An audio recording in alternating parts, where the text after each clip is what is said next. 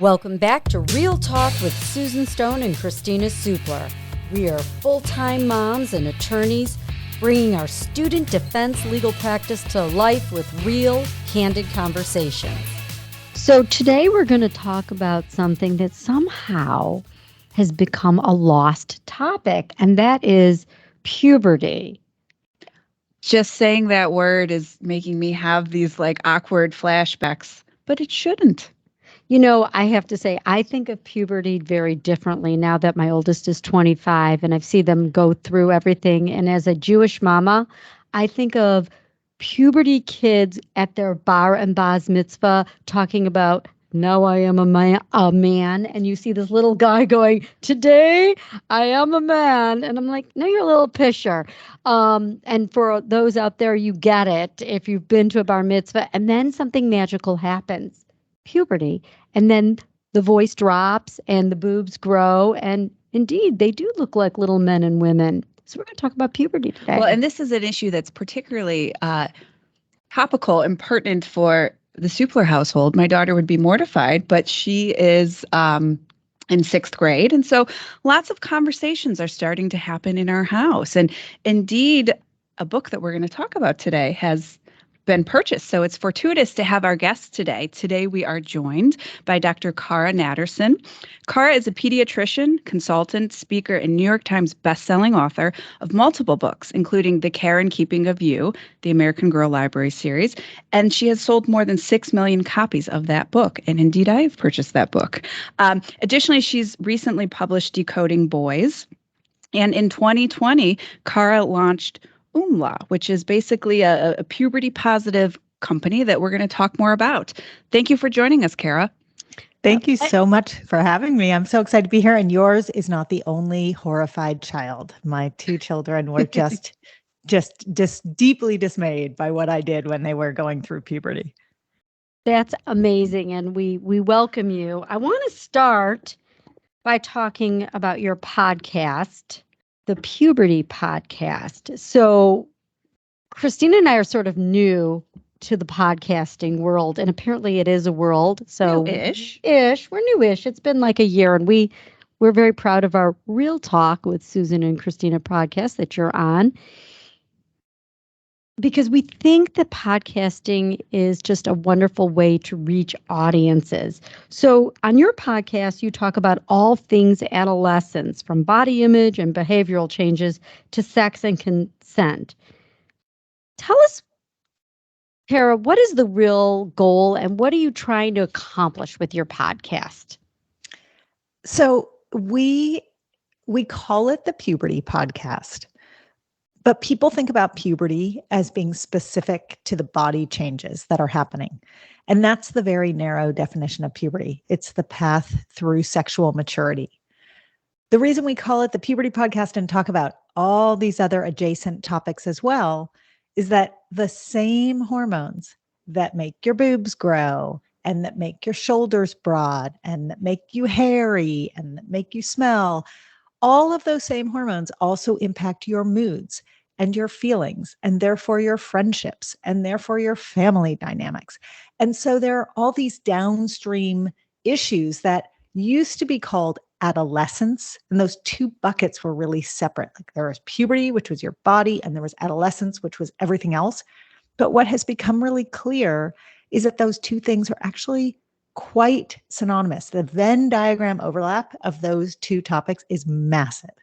And so we like to talk about all of it because it is the one stage of life that, regardless of your gender, regardless of your background, regardless of where on the globe you are growing up, you will go through puberty. This is a universal rite of passage, and it's a much longer rite of passage than it used to be. You know, I don't know if you will agree with this statement, but when Kristina and I first became law partners, her children were just, I think, the preschool age and a little older. Yeah, that's about right. And I remember saying to her at that time, you are in your golden years. Mm-hmm. I think post-potty training and before puberty is just the sweetest time when a parent is with the child. Why do kids become little monsters once they hit puberty? And do you agree with me? It's such a good question. I do agree with you that in that time between when they learn to walk and talk and when their sex hormones, estrogen and testosterone in particular, start to surge, the most common question out of their mouth is, do you want to know how much I love you? I mean, it's like, you can't beat it, right? Yeah. You really can't beat it. So, but what happens is, and it's, by the way, it used to happen at 10 or 11, and now it's happening at 8 on average for girls and between 9 and 10 on average for boys, is that the sex hormones are starting to get ramped up in the body. The ovaries produce estrogen in the female body. The testicles produce testosterone in the male body.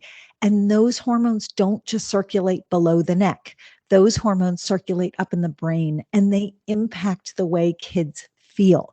And we all know this. Every single person has felt this. We felt the highs and the lows of hormone surges. This is new to kids. They don't know how to manage it. Their brains are getting used to it. And that's what you are seeing and feeling when kids hit their tween and teen years. I have a question. Sure. Now that puberty's happening so young, are they mentally ready for this? None of us are mentally ready for this. They are not. And this is a humongous piece of this puzzle. It really, it shouldn't matter when they enter puberty, insofar as it should just be a natural process in life, and it happens when it happens. And by the way, the range is very broad. So there are, of course, kids who start earlier and kids who start later. But it shouldn't matter. The problem is we live in a world, in a context where it really does matter. So think about it this way. The average age for cell phone ownership in this country is 10. It's 10. Okay. Now I've just told you more than half of all kids have either estrogen or testosterone coursing through their bodies by the time they're 10. So now you're going to combine a brain that's pretty immature with these hormones that are pretty potent and devices. And no, the answer to your question is they're not ready. The brain is not going to be able to make consistently smart, consequential decisions until it's close to 30. That's 2 more decades. So the puberty is happening earlier. It is not happening faster. And brain development is not happening faster. It just means we have to parent them a little bit differently. So you've touched on something that Susan and I, in preparation for today, Cara, what we were sort of wrestling with and talking through is that notion or question of, it seems like our children today are going through puberty earlier, at least than in my tween years, and Susan indicated the same. And you've acknowledged that. Why, though? Why is that happening? That's Great the most question. common question I get. Most common question I get. The really unfortunate answer is I don't know. I do know, and I work with a number of specialists. One of my favorite people who is truly an expert on this subject is a woman named Louise Greenspan. She wrote a phenomenal book called The New Puberty.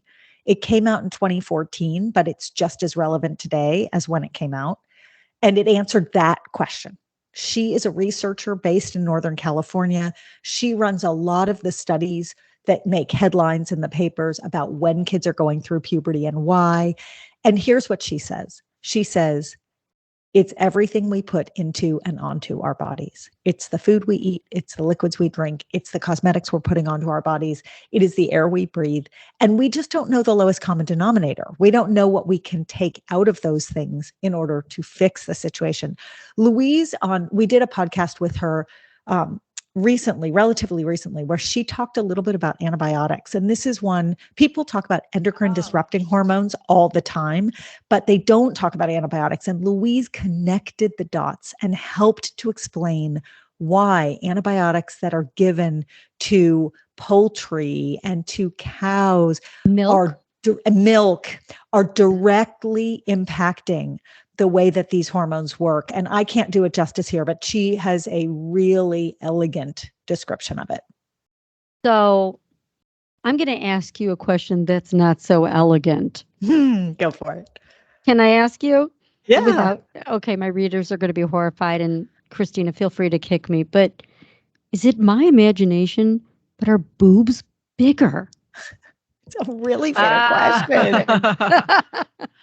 And I wonder if there's a correlation to maybe childhood obesity as well. I don't know. So give us the answer. Great question. I mean, of course, it didn't help me out. I know. Yeah. I'm sharing. I'm oversharing, guys. I could overshare here too. But my daughter is so tired of me oversharing that I'm gonna just answer the question. I could, but I won't. Exactly. I have learned my lesson over time.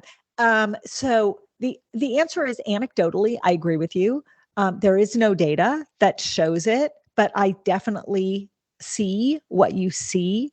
And there are probably a couple of contributing factors. And one is exactly what Kristina just pointed to, which is that the average body weight in this country has gone up and up and up. So about 20% of all tweens and teens are overweight or obese. We are looking at 34% of all adults in this country who are obese. If you add overweight adults, we get to 75% of the entire population. Breasts are made of water and fat tissue and then duct systems. And so, yes, when we accumulate extra body fat, that is one of the parts of the body where the body fat accumulates. But I actually think there's probably something else going on as well. And just go with me here. I'm going to give you like 10 seconds of science. Sure. I thought it was a dumb question, and I thought I was imagining it. Literally, my daughter goes to an all-girls school, and look, my oldest is 25. So I'm talking about a change from a couple years, and I was looking, and I went, what is going on here? No, and here's one really interesting way of thinking about it. I don't know that this is scientifically what's going on, but the more fat cells we have in the body, the more ability the body has to convert hormones from one form into another, because fat cells do what's called peripheral conversion. They actually change hormones from one form to another. So as body weights have gone up, different levels of hormones have gone up in the body as a function of the fat cells being present. And I do think that's probably a contributor, although I don't know, and I'm not a researcher in this field, but I think it's very real. The other thing anecdotally that I've seen change, and again, no studies here, but in the world of pediatrics, definitely much more acne. Oh, I'm seeing that too. Right? And the acne is much more intense. Like, it's not a few pimples, it's scarring, full face, full back, full chest. Same drivers here. Same drivers. Hormones, powerful stuff. Yep. So I'd like to switch gears and talk about the business you launched, Oomla, which aims to make puberty comfortable, and you have all sorts of content for teens and tweens and then also parents. Tell us about the mission of Oomla and why you decided to launch that endeavor when it seems like you have so much other stuff going on as well. Yeah, I have a thing or two. So when I was writing the American Girl books, I was traveling all over the country, and it was an unbelievable opportunity to speak with parents and kids everywhere. And what became very clear to me was that there's lots of information about how to get through puberty aimed at adults only, very little aimed at kids, and there is no product solution. So boobs, perfect example. Everyone who has 2 X chromosomes and goes through a typical puberty will get breasts. But no one seemed to care that there was an on-ramp of consumers who needed a bra that felt good and comfortable and fit them well. Don't they wear their sports bras? I have an issue with that, because when they wear their sports bras bind them so tightly. And again, I don't have science to back this up. I just have scientific reasoning. Any tissue that's growing against resistance is going to grow differently. So breast tissue that's growing against sports bra resistance all day, every day, I think that is breast tissue that is more likely to get cystic or dense. That I think is going to create its That's own. interesting. There's just no question. The other is the chafing, the irritation, and the smell of a sports bra. So what we did is I started a product. I said, I got to fix the bra. That's the first thing we have to fix. And so we created the bra. And the bra is super soft cotton, reversible, so you can wear it on either side. And there's a cute print, truly cute print, not ugly cute print. I was going to say, I day checked it one, out. day Very two, cute. day Very one, cute. two. You got it. And then, so you can flip it inside out, but there's a middle panel that does, I'd call it like a half measure of a sports bra. It doesn't bind you tight. It's almost like a piece of paper. It's got no stretch. So it hugs you, but doesn't bind you, which to me feels safer. And why does it feel safer? Because when you take off your bra at the end of the day, you don't exhale. You don't feel better, which is the sign that you're not being bound too tight. So that's the first thing we fix. Then we launch shorts that are the opposite of underpants. They have low crotch, wide legs, and they air you out because you're in sweaty underpants all day long. And that's where smells come from. And that's where yeast growth comes from and Or all this stuff. infections, right? You got it. So we did that. Gosh. And the best is yet to come. We have socks coming this winter that do not smell. Whoa, that's cool. I know. It's amazing. So that's the product line. We love, love, love what we do on the product side. More important than that is the content side. So we do have a lot of content aimed at adults, but the content that I care the most about is called our Puberty Portal. And it is articles about puberty written by and for tweens and teens. That's and amazing. It is awesome. It is an 18-year-old is telling a 12-year-old how it feels to go through a certain stage of life. And I'm reading everything. So it's all medically accurate, but it's through the lens of someone who just went through it. And it is, to me, that's the gold. That's the gold. So Kristina and I represent students when they have issues being accused either in the criminal justice system or at their school with basically violations of a Title IX policy, sexual harassment, sexual assault. And typically our work with younger kids is to secure accommodations and better IEPs, individual education plans. And I'm hearing you talk about puberty happening earlier and boobs getting bigger, hygiene issues. But I want to say, just because your child is maturing physically more and going through puberty, wouldn't you say that doesn't mean necessarily that they are advancing sexually, and that it's still okay to treat them in an age-appropriate way, that a 10-year-old is still a 10-year-old? So just because they may look like a 16-year-old looked maybe when I went to high school, that they're still young.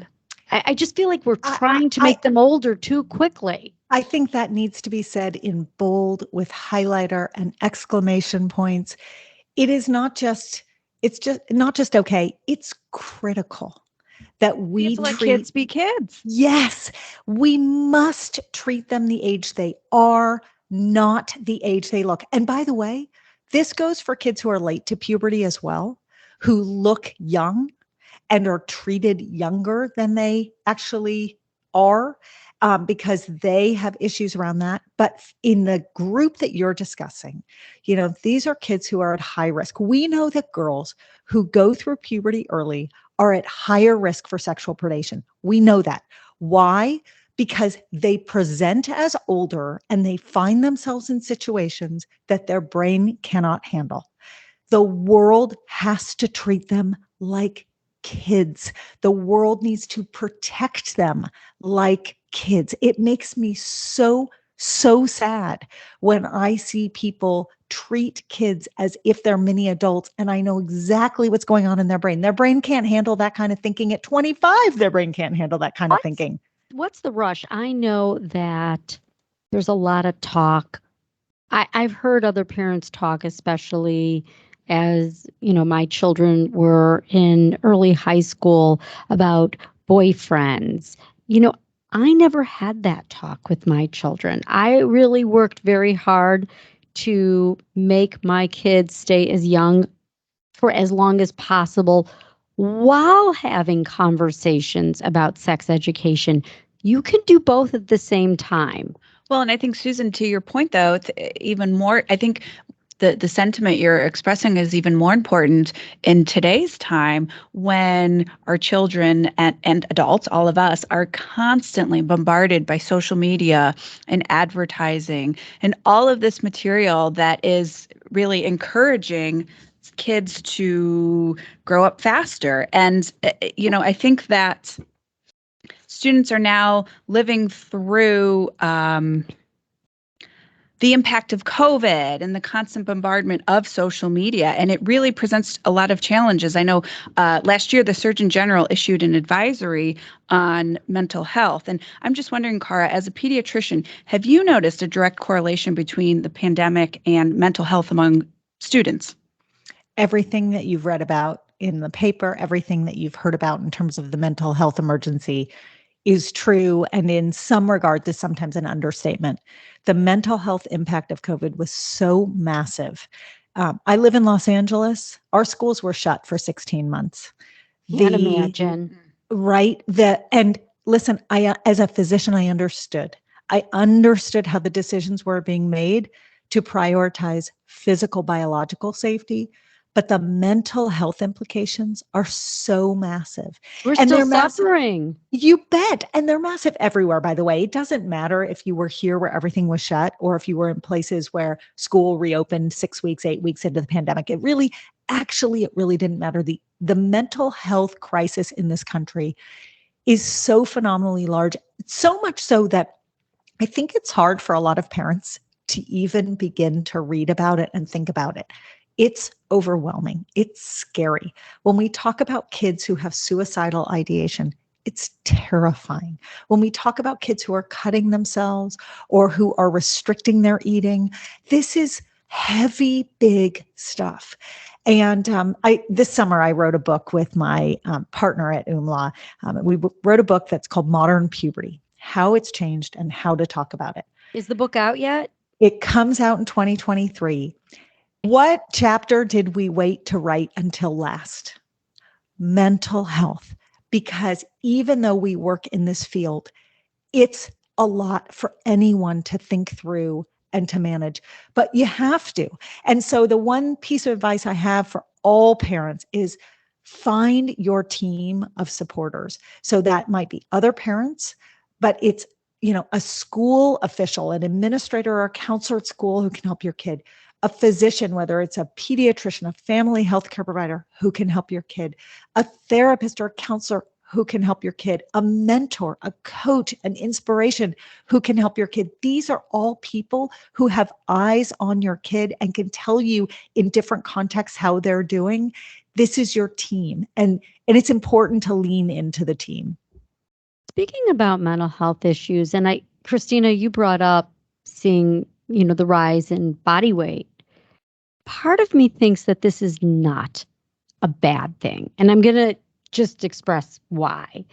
I recall when I went to college, and still to this day, knowing a lot of people with very serious eating disorders, lots of anorexia.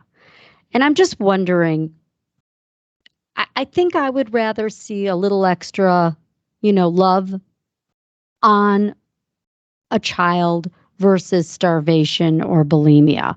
Would you agree that this change in body positivity, and even if it means that our kids are a little bit, they weigh more or more than their BMI should be, it's in balance a good thing? So I'm going to reframe it a little, and I'm going to say a couple of different things. The first is the body positivity movement is wonderful. I love it. It's a very important piece to this puzzle. But when we talk about disordered eating, those of us who were raised in the 80s and early 90s think about, guilty, right? Think about weight loss and being too thin. And actually, the eating disorder world encompasses people of all different weights and shapes and sizes. There are people who are restricting. There are people who are purging through exercise, or they're taking laxatives, or they're vomiting. Those are people who are trying to lose weight. But especially among boys, they're totally missed because they're not trying to lose weight. They're trying to bulk up. They actually want more muscle. They don't want to be the thin kid. And so often you get disordered behaviors on the other end of the spectrum. And this is an important piece to recognize, is that our old school thinking of what disordered eating looks like is very narrow and very limited. And there are people who need help and want help across the spectrum. So while I think body positivity is wonderful, and while I also think that the broadening of female body ideals has been really positive, we're not there yet, but it's not just stick thin that's the ideal anymore. Curvy is ideal. Strong and muscular is ideal.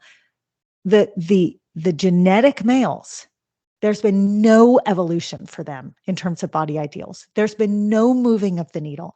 The same body ideal that existed in the 60s and 70s exists today. The only difference is you're allowed to shave your head now.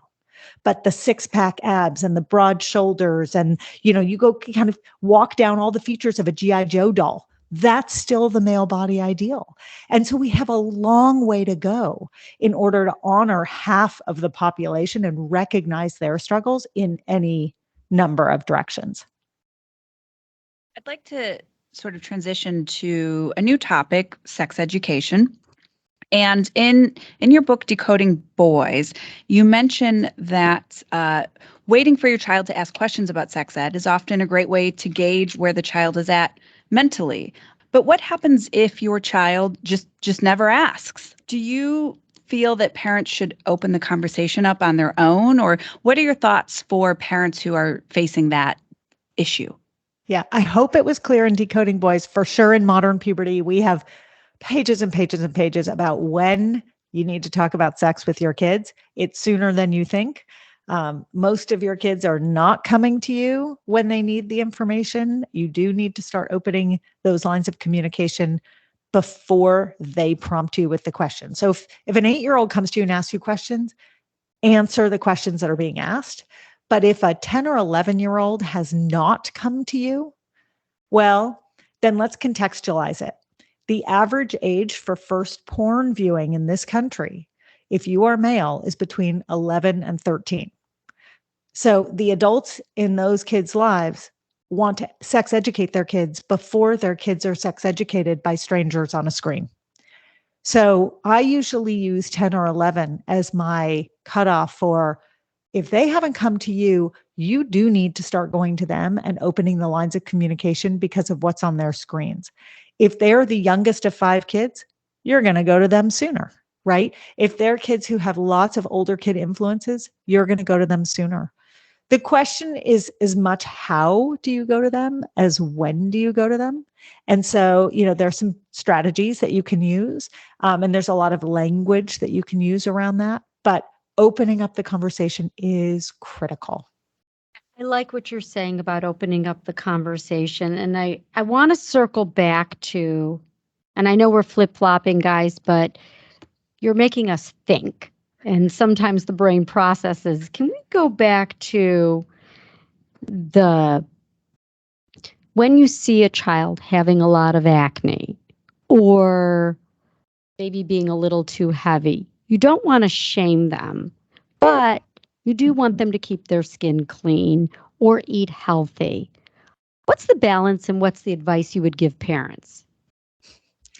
So my partner, Vanessa, and I talk about how often we mess this up on our podcast. Every week we talk about how parents and the adults who are helping to raise kids will screw up this conversation time and time and time again. And our advice is, however you can bring something up in a non-shaming, non-judgmental way, try it. But if it falls flat or if it lands poorly, take the do-over. So a good example is with acne. I've messed this up 12 different times in my own house with my own kids. There are ways to show your kids how to wash their face, ask them if they need new products, suggest that they not pop pimples, explain why.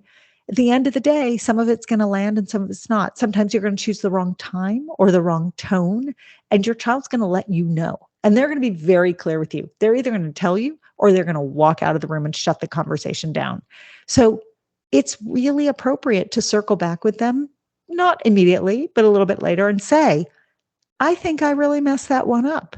My goal is to just talk to you about hygiene and how to take care of your skin. I'm here to answer any questions.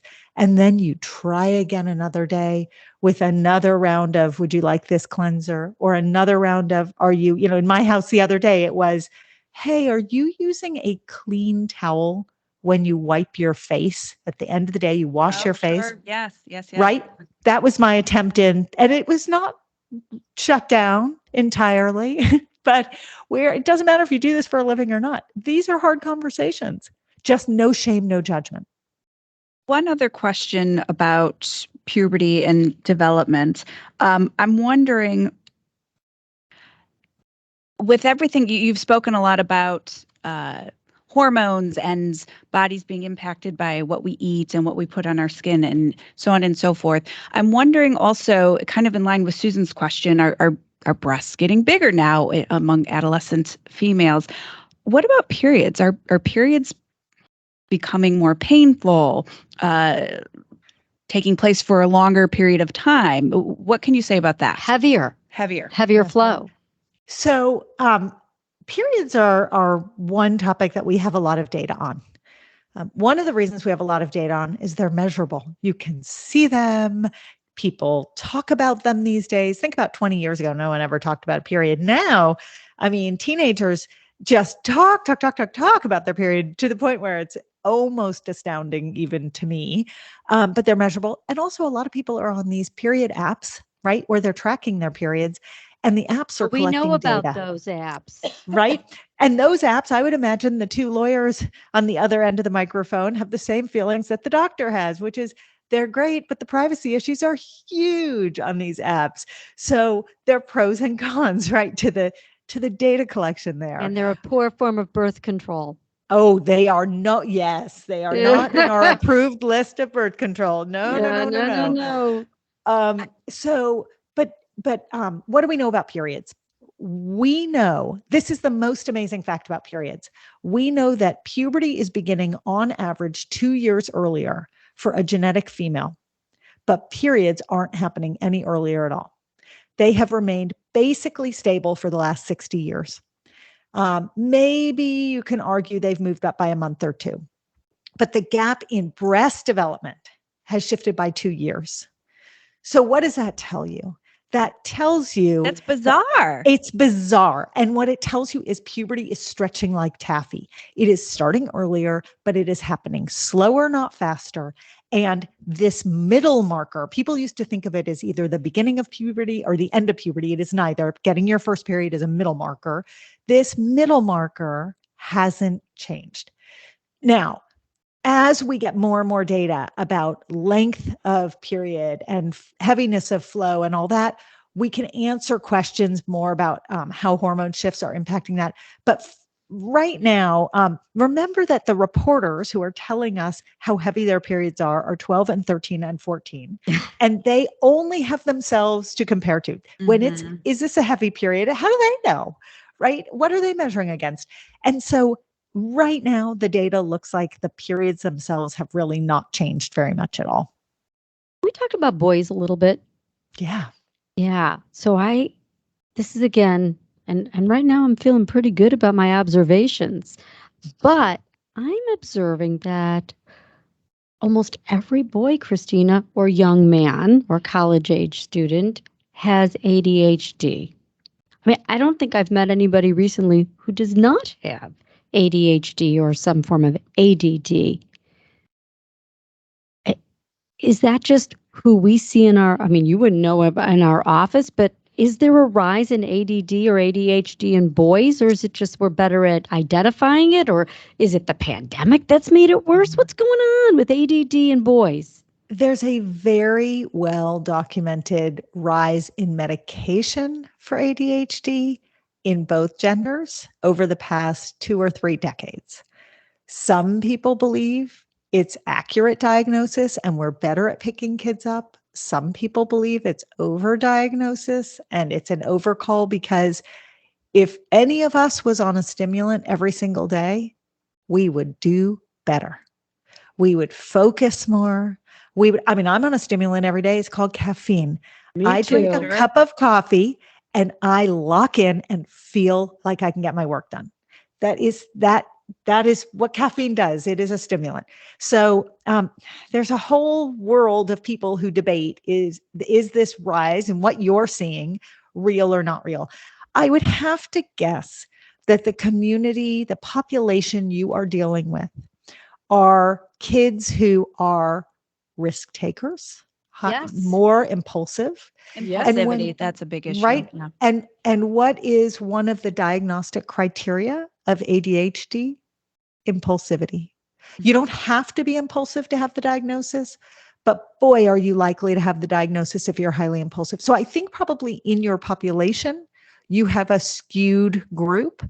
But that being said, I think we see much more impulsivity and hyperactivity and attentional issues now than we ever saw before.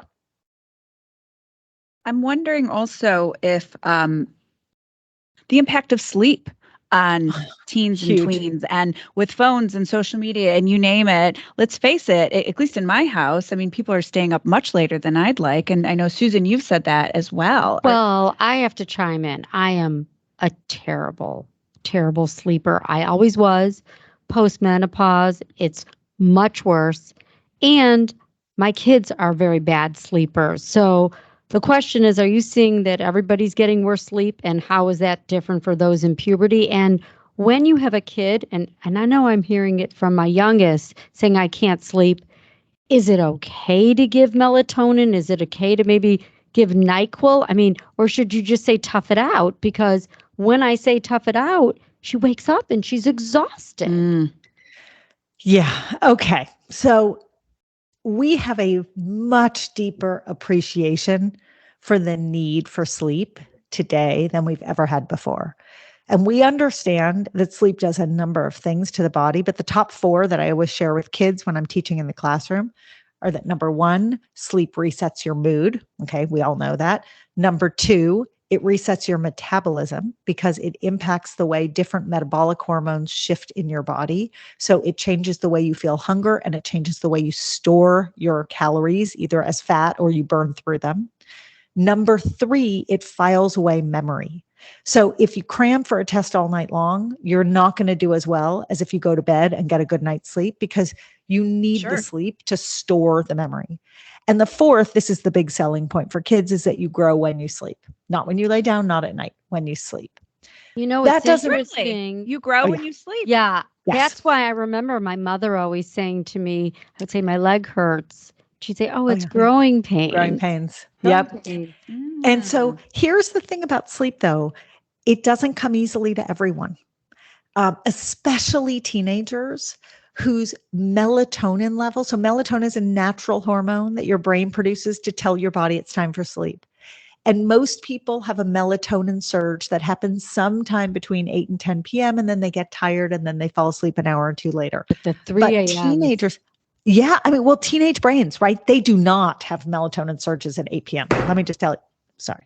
They do not have melatonin surges at 8 p.m. They have melatonin surges closer to 11 p.m. or midnight. And but that makes sense, right? Though, why they want to stay up. Yes. So I'm like dying to go to bed, but me not too. Teens. Me too. And so they may get into bed at 10 o'clock at night and want to do the right thing and get sleep and lay there and not be able to fall asleep. The worst. The other thing is there are some kids, and I have one of these kids, who they lay down in bed and what happens? They start processing the day and they cannot turn their brain off. And, Susan, that may be you, that may be one of the things that keeps you up, right? What do we do? Okay. Meditation, meditation does not turn your brain off. Meditation teaches you how to quiet certain parts of your brain so that you can accomplish things like sleep. I cannot tell you how many kids I know who have started listening to meditation apps and started to learn how to turn down the volume of their brain, and it changes their sleep. How do you feel though about melatonin supplements or gummies or any of that? Yeah. I think when used appropriately, they're fine. I think anyone can become dependent upon anything. The melatonin dependence issue is really more psychological than physiological. It's hard to give someone enough melatonin every single day that they become physically dependent upon it. What happens is if you take melatonin, you just replace what your brain normally makes, and you're trying to game the system. So you're trying to shift the time so you fall asleep at the right time. But eventually your brain should take over and just start making it at that correct time. So to me, it's more like there's more of a placebo effect than anything else, where I'm going to take my melatonin. Okay, mentally now I'm going to start getting tired. And your body then goes down through this ritual of getting tired. Not to say that the melatonin isn't being absorbed and doesn't work, but there's a huge psychological component. So it would be really empowering to our kids and frankly to us to not be dependent upon taking something in order to fall asleep, and instead use it when needed and then be able to transition off. What do you say, though, about the 3 a.m. or the 2:30 a.m. wake up? That's not, I understand meditation to get to sleep, but what do you do when you wake up in the middle of the night? I'm at the point where what I tell my child is get up and walk around. Don't fight it. Yeah. Because sometimes when you sit there and you get tense in your bed, I got to fall asleep, I got to sleep, you're making it worse. Just get 100%. And I would say for anyone of any age who wakes up in the middle of the night and cannot fall back asleep, that is a person who should absolutely consult with someone who works in the field of sleep to get some real strategies for how to handle it. Because there is nothing worse than the anxiety that hangs over you when you're laying awake thinking, oh my God, tomorrow, right, I have a test, I have a this, I have a that, and you're just dooming yourself. So definitely some professional help. Cara, I just am so blown away, not just that you are such an accomplished author, but you're an entrepreneur, and you are a podcaster, and you are a doctor. And for someone who works with kids of all ages, you are so accomplished. What's a piece of advice you would have for that kid who's in puberty with, as my kids call it, LSE, low self-esteem? What would you say so they could become a future doctor or entrepreneur or a podcaster like you? Well, this is what we tell kids all the time, and thank you for those kind words. We say to kids that it's completely unfair of us adults to expect you to feel great about everything that's happening to your life and to your body and to your friend groups when you have no idea what is going to happen to your life or your body or your friend groups. And that we recognize as adults who have been through it, that the path doesn't have a super clear endpoint, and that feels overwhelming, but we're here to help you out and to support you through it. I think if we tell kids to not feel perfect, but instead to just share how they feel, it works a lot better for us and for them. Because the expectation shouldn't be that a 10-year-old who doesn't know how tall they're going to be, has no idea how curvy they're going to be, has no idea how many zits they're going to get, doesn't know what their bra size is going to be, has no idea what their future holds. For us to say, everything's going to be fine and going to work out, it's not helpful to them and it's not helpful to us. So for us to honor that in them and just say to them, hey, we're here, and it's effort in. It's effort in and communication out. That's what counts. I think those are the kids that really thrive. That's great advice for kids and adults, frankly. So thank you. I really like ending on that note. Cara Natterson, thank you so much for joining us today. Really, this was a treat. We covered a ton of topics, but I think that was so cool, and that we've given our listeners so much food for thought on various different teen and tween issues. So thanks for bouncing with us, because we're bouncers. I loved it. Thank you for having me. I really appreciate it. Thanks for listening to Real Talk with Susan and Kristina.